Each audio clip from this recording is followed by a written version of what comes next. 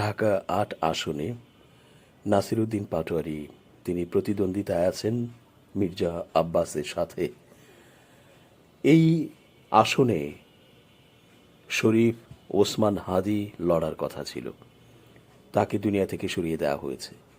এই অবস্থায় শরীফ ওসমান হাদির পক্ষ থেকে আর কেউ এখানে দাঁড়ায়নি। আছে বীর একজন বিপ্লবী, তিনি নাসিরউদ্দিন পাটোয়ারি। নাসিরউদ্দিন পাটোয়ারিকে কি ভূমিকায় আমরা দেখেছি সেই জুলাই বিপ্লবে, তা নতুন করে বলার কিছু নেই। আজকে যে হামলা হয়েছে নাসিরউদ্দিন পাটোয়ারির ওপর, তা গর্হিত অপরাধ। যারা করেছে তাদের কোনো ক্ষমা নেই, এবং যারা এটা করেছে বোঝাই যাচ্ছে তারা মির্জা আব্বাসের হয়ে করেছে, মির্জা আব্বাসের লাঠিয়াল বাহিনী করেছে।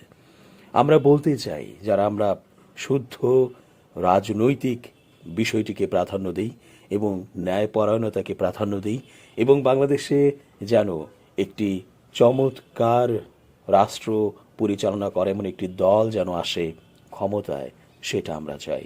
আমরা চাই না সেই ভারতীয় আধিপত্যবাদ আবারও আসুক। চামে চিকনে ভারতের মানুষ, ভারতের সেই রাষ্ট্রপ্রধান মোদি আবারও বাংলাদেশে ছড়ি ঘোরাক, এবং বাংলাদেশে এমন একটি দল আসুক যেটা নাকি ভারত চায় এবং ভারতের এজেন্ডা এখানে বাস্তবায়ন করতে চায়, এমন একটি দল বাংলাদেশের রাষ্ট্র পরিচালনায় আসুক।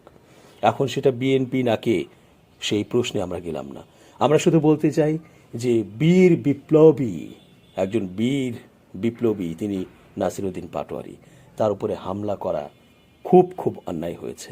এখন যদি এই এনসিপি চিন্তা করে যে ঠিক আছে, আমরা সহ যেহেতু 10-11 দলীয় একটা জোট হয়েছে জামাত ইসলামীর নেতৃত্বে, এবং এরা যদি রাস্তায় নেমে আসে, কিসে নির্বাচন, রুখো নির্বাচন, ওই ভারতীয়রা বা ভারতের মোদি নির্বাচন চায় না বা আওয়ামী লীগ নির্বাচন চায় না, এই সমস্ত জোজোর ভয় দেখিয়ে আর বলে যে নির্বাচন বাতিল করতে চায়, সুতরাং কোনো কথা মানব না, নির্বাচন হতেই হবে, হাদি মরুক আর যেই মরুক, নাসিরউদ্দিন পাটোয়ারি আঘাতপ্রাপ্ত হোক অথবা হাসনাত আবদুল্লাহ আঘাতপ্রাপ্ত হোক, তবুও নির্বাচন হতেই হবে, এই সমস্ত জোজোর ভয় দেখিয়ে আসলে কোনো লাভ নেই। রাস্তায় প্রত্যেকটা মানুষ বের হয়ে আসবে, কেন নাসিরউদ্দিন পাটোয়ারির উপর হামলা হলো, কেন, এবং যারা হামলা করেছে মির্জা আব্বাসের নেতৃত্বে, তাদেরকে ধরে এনে আইন শৃঙ্খলা বাহিনীর মাধ্যমে ধরে এনে শাস্তির ব্যবস্থা করা হোক। নাসিরউদ্দিন পাটোয়ারি সেখানে কি করেছেন? নাসিরউদ্দিন পাটোয়ারিরা যদি না থাকতো সেই জুলাই বিপ্লবে, তাহলে হাসিনার পতন হতো। আর এই যে এখন স্বপ্ন দেখছে বিএনপি সহ অন্যান্য দলেরা যে আমরা রাষ্ট্র ক্ষমতায় যাব, কিভাবে যেত? বিএনপি তো অনেক আন্দোলন সংগ্রাম করেছে, কোনোভাবেই তো এই হাসিনাকে টলাতে পারছিল না। একদল ছাত্রীর নেতৃত্বে বিপ্লব সংগঠিত হলো।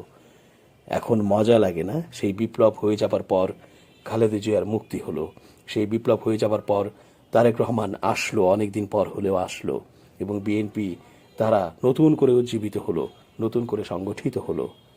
এখন কত সুখ সুবিধা, এই সুবিধা কি ছিল? এই ছাত্রদের হাত ধরে এই বিপ্লব এলো, সেটা আমরা কালের সাক্ষী হয়ে আছি। আর তাদের বিরুদ্ধে, তাদের উপর যখন ডিম নিক্ষেপ করা হয়, হেনস্থা করা হয়, তখন জাতি এটা মেনে নেবে না, সাধারণ বিপ্লবী মানুষেরা এটা মেনে নিতে পারে না, মেনে নেবে না।